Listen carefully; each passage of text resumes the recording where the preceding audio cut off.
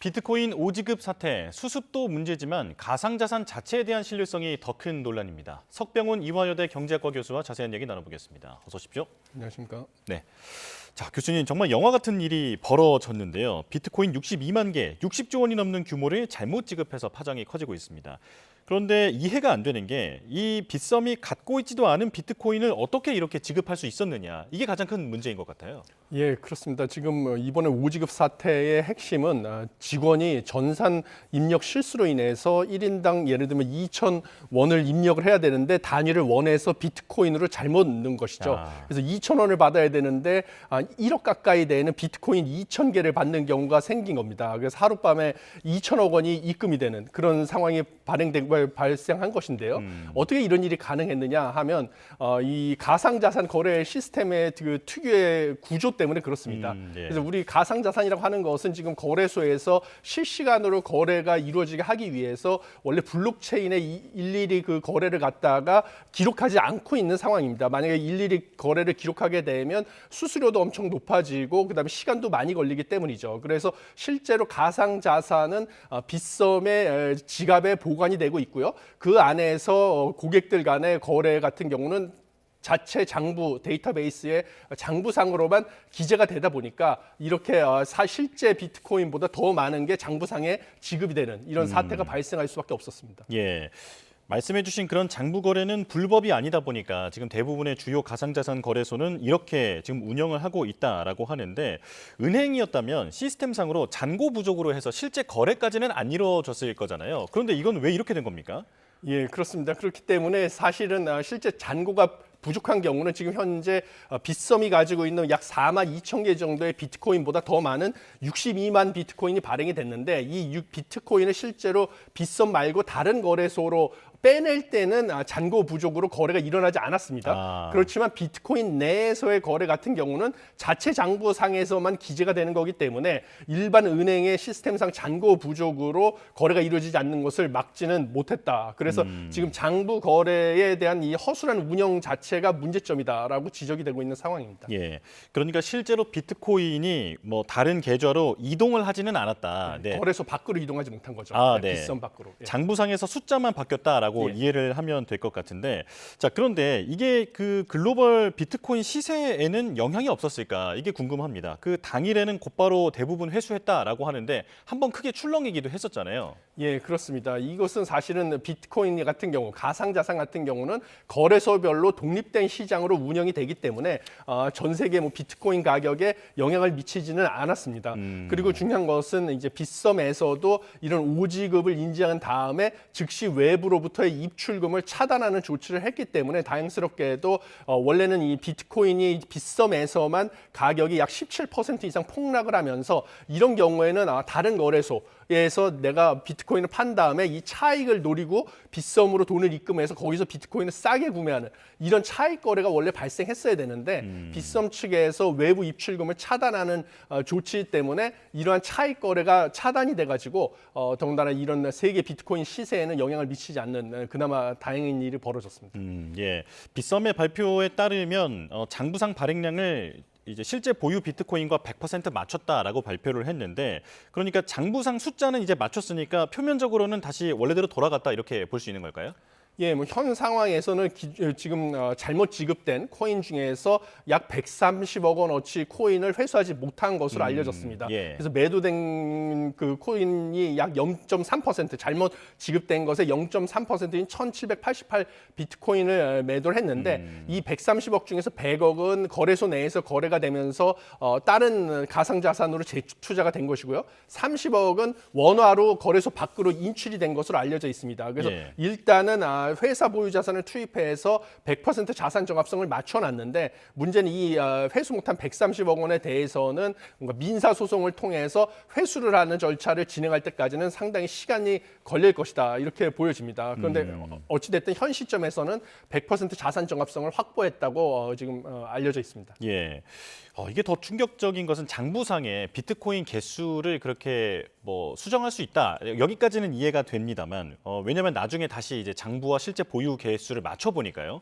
그것까지는 알겠는데 이게 일시적이라 하더라도 이제 장부상에서 숫자만으로 만들어진 비트코인이 실제로 거래가 돼서 현금화까지 된 거잖아요. 예. 이게 더 큰 문제 아니겠습니까? 예, 그렇습니다. 사실 이것 같은 경우는 소위 말하는 그 당시에 증권사에서 얘기했던 무차입 공매도 예. 같은 것도 충분히 벌어질 수가 있다. 그래서 장부상으로 실제로 존재하지 않는 비트코인을 갖다가 존재하게 만들어서 그것을 시장에 팔림으로써 시세가 바뀌는 이런 위험성이 있다라는 것을 이번에 보여준 것이기 때문에 이것에 대해서 뭔가 새로운 방지 장치, 내부 통제 장치가 반드시 생겨야 된다 이렇게 보여집니다. 그래서 예. 이상 거래를 갖다가 뭐 AI를 이용해서 빗썸 측에서도 발표를 했지만 24시간 상시 감시를 하고 그다음에 이상 거래를 차단하는 이런 것을 하겠다라고 얘기를 했는데요. 이것뿐만 아니라 이런 대규모 금액을 지급할 경우에는 직원이 혼자서 지급하는 것을 못하게 막고 2중, 3중으로 내부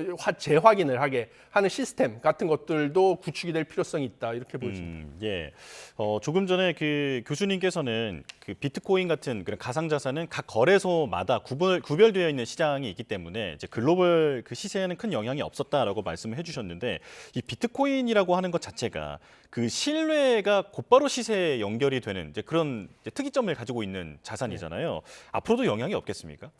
예, 뭐 일단 당분간은 이 빗썸에서 이런 사태가 벌어졌고요. 사실 국내에 존재하는 다른 거래소에서도 동일한 사고가 발생하지 않는다는 보장이 없기 때문에 사실 투자자 입장에서는 가상자산에 추가로 투자금을 넣기가 상당히 불안한 그런 상황이 되었습니다. 예. 그러다 보니 국내 일부 거래소에서 가상자산 가격은 하락하는 가능성이 크다 이렇게 보여지고요. 그래서 금융당국에서도 이러한 문제점을 인식을 하고 지금 빠르게 후속 조치를 강구하고 있는 그런 상황입니다. 그래서 안전한 장치가 마련이 돼야만 다시 이 불안한 투자자들의 심리를 되돌릴 수 있고 그리고 비트코인 시세도 좀 회복될 수 있는 계기가 될 것이다 이렇게 보여집니다.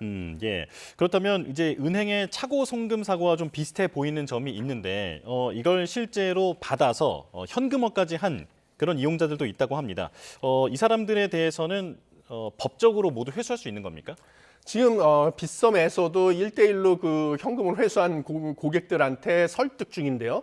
만약에 이 반환을 거부할 경우에는 법적 조치를 검토하고 있는 것으로 알려져 있습니다. 예. 근데 일단은 민사 소송으로는 뭐 대응이 가능해 가지고 부당이득 반환 청구 소송 등 민사 소송을 제기할 경우에는 회수가 가능할 것이다 이렇게 보고 있습니다. 왜냐하면 랜덤박스 이벤트, 이 이벤트 때 당첨금을 1인당 2,000원에서 5만 원이라고 미리 명시를 했기 때문에 이것을 2,000원일 줄 알았는데 2,000개의 비트코인이 들어왔다는 것은 부당이득으로 인지할 가능성이 크다라고 보여지기 때문입니다. 예. 그런데 문제는 이제 형사처벌 여부인데요. 형사처벌 같은 경우는 지금 논란의 소지가 있습니다. 예. 왜냐하면 대법원에서 지난 2021년 12월에 잘못 송금된 비트코인 14억 원어치를 갖다 본인의 계정으로 이체했다 기소된 사람에게 무죄를 선고한 판례가 있기 때문입니다. 그렇지만 그때하고 지금은 상황이 달라졌습니다. 그때는 가상자산을 법률상 화폐와 동일하게 보호할 필요가 없다라는 취지로 판시했는데 이제는 2024년 7월에 가상자산 이용자 보호법이 시행됐고 가상자산을 일종의 자산으로 인정을 하고 있기 때문에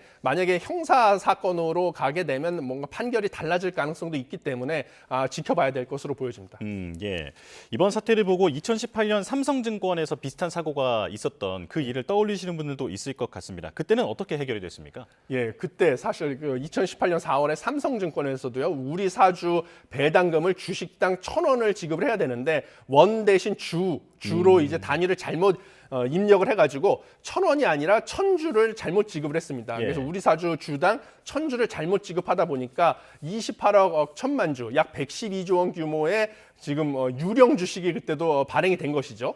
그래서 이것으로 인해 가지고 삼성증권도 1억 원이 넘어가는 과태료 처분을 받고요. 일부 영업 정지를 6개월 처분을 받았고 대표이사도 3개월 직무 정지 처분을 받아가지고 결국은 사임을 했습니다. 그리고 실제로 이 받은 잘못 지급된 우리 사주를 갖다가 매도한 직원들도 자체적으로 중징계도 하고 기소를 해서 8명이 유죄 확정 판결을 받은 사례가 있습니다. 예.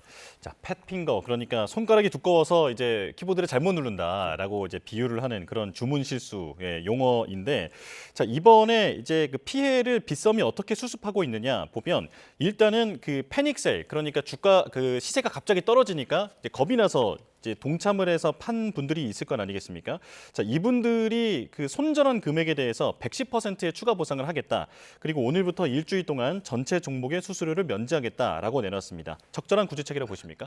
지금 뭐 규제책만 놓고 그 구제책만 놓고 보면요, 과거의 사례 같은 경우는 뭐 손해 금액만 배상을 하는 이런 수준의 구제였는데 이번에 구제책은 과거 사례보다는 좀 더 큰 폭으로 구제를 하겠다라고 밝혀졌습니다. 이것은 지금 빗썸이라는 거래소가 고객의 신뢰를 잃었기 때문에 그 신뢰를 빠르게 회복하기 위한 불가피한 조치였다라고 보여집니다. 그래서 이번에 구제책 같은 경우는 지금 손해를 본 고객으로 판단되는 그 10억 원에 대해서 매도 차액 전액과 10% 추가 보상해서 110% 보상을 하고요. 그다음에 해당 시간대에 빗썸에 접속한 모든 고객에게 2만 원 상당의 보상. 그다음에 앞으로 일주일간 전 고객 대상 거래 수수료를 0%로 적용한다라는 것뿐만 아니라 1,000억 원 규모의 별도의 고객 보호 펀드를 갖다가 상설 운영해서 유사 사고에 대비하겠다라는 것을 밝혀졌는데 여전히 쟁점은 남아 있습니다. 왜냐하면 사고 시간대에 매도한 거래 중에서 저가 매도한 거, 그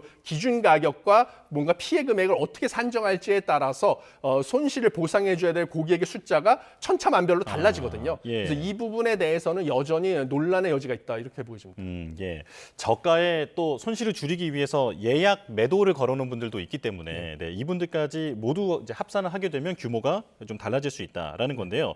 자, 그런데 이 그 보상책을 보고 피해자들이 비트코인으로 돌려달라라고 하는 분들도 있더라고 하더라고요. 이거 왜 그런 겁니까? 예, 당연히 지금 뭐 비트코인 가격이 상당히 저점이고요. 본인이 샀을 때보다 현금으로 받을 경우에는 소위 말하는 큰 손실을 실현했을 가능성도 큽니다. 최근에 비트코인이 큰 폭으로 하락을 했기 때문이죠. 그렇기 때문에 당연히 나에게 돈으로도 지급받아봤자 지금 비트코인의 가격은 또 그때와 상당히 달라져서 비트코인 현물로 받는 거를 원하는 것은 뭐 당연한 가능성이 그 요구사항이다 이렇게 보여집니다. 예, 쉽게 말하면 이제 강제 손절을 당했기 때문에 그걸 원하는 사람은 없을 거다라는 말씀이신데요. 자, 앞으로 이런 비슷한 사고가 재발하거나 또 이제 다른 코인 거래소는 현재 이런 문제가 없을까라고 하는 점도 의심을 할 수밖에 없습니다. 어떤 보완책이 필요할까요? 예, 뭐 일단은 금융당국에서도 가상자산 2단계 입법에서 이러한 보완책을 대폭 강화하는 내용을 추진 중에 있다라고 알려져 있습니다.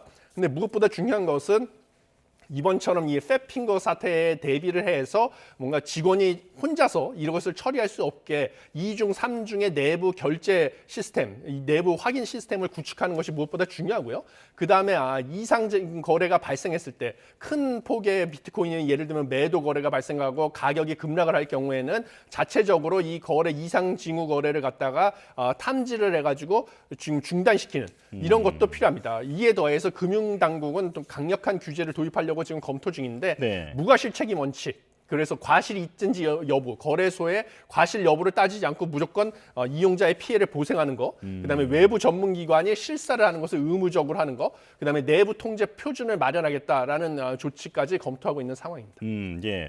그런데 이번에 보면 그 거래소의 어떤 의도에 의해서 시세가 조종될 수도 있다라고 하는 그 가능성을 명확히 보여준 사건 아니겠습니까? 이에 대해서는 어떤 보완책이 필요하겠습니까? 예, 그렇습니다. 사실 이번에 그 유령 코인이 발행이 되는 것은 거래소 내에서 장부를 관리하는 것도 어차피 거래소이기 때문에요. 거래소에서 사실은 무차익 공매도 아까 말씀드린 것처럼 주식시장에서 무차익 공매도 있지도 않은 주식을 빌려와 가지고 하는 거죠. 없는 주식을 갖다 파는. 그래서 가격을 떨어뜨리는 이러한 것들이 충분히 가능하다. 라는 것을 보여준 사례이기 때문에 이것을 막기 위해서는 사실 이상 거래를 실시간으로 탐지하는 시스템을 갖다가 뭔가 자체적으로 구축하는 게 무엇보다 중요하고 이 시스템이 제대로 작동을 하고 있는지를 외부의 공신력 있는 기관으로부터 좀 검증을 받는 거. 그다음에 실제로 자신들이 보유하고 있는 거래소가 보유하고 있는 가상 자산과 장부상에서 거래되는 가상 자산을 주기적으로 맞춰보는 거. 이런 것들이 반드시 필요하다 이렇게 보여집니다. 네, 알겠습니다. 가상자산 업계의 어떤 분기점이 되는 그런 사건이 아닌가 이런 생각이 듭니다. 지금까지 석병훈 이화여대 경제학과 교수와 함께했습니다. 고맙습니다. 감사합니다.